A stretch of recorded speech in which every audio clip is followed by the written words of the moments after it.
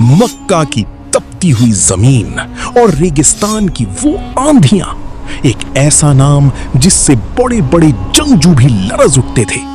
वो सिपाह सालार जिसने मैदानी जंग का रुख बदल दिया। लेकिन क्या आपने कभी सोचा है कि इस्लाम का सबसे खतरनाक दुश्मन अल्लाह की तलवार कैसे बना? उहुद का मैदान जब फतह बिल्कुल करीब थी, अचानक पीछे से एक बिजली की तरह हमला हुआ। वो खालिद बिन वलीद थे। उनका जहन जंग को सिर्फ लड़ना नहीं, समझना जानता था। वो दुश्मन की छोटी सी गलती को तबाही में बदल देते थे। मगर वक्त बदलने लगा।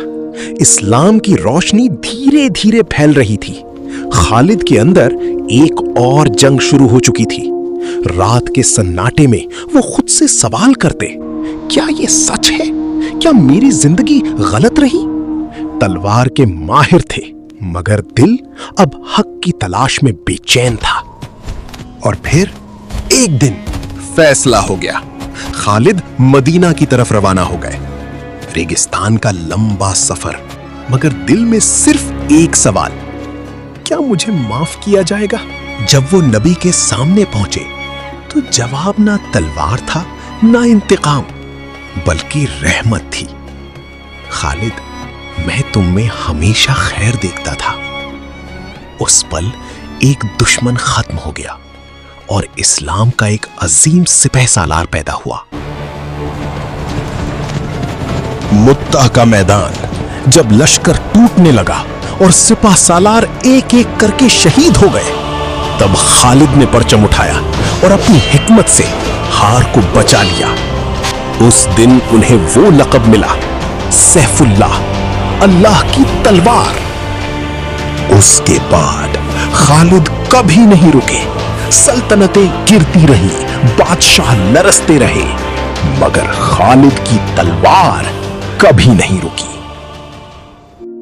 जिंदगी के आखिरी लम्हों में खालिद अपने बिस्तर पर थे, जिस्म जख्मों से भरा हुआ।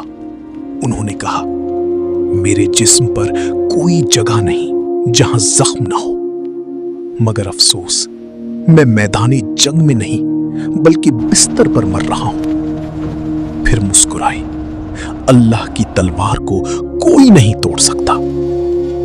ये कहानी हमें ये सिखाती है कि हिदायत कभी भी मिल सकती है, और अगर खालिद जैसा शख्स बदल सकता है तो हर इंसान के लिए रास्ता खुला है।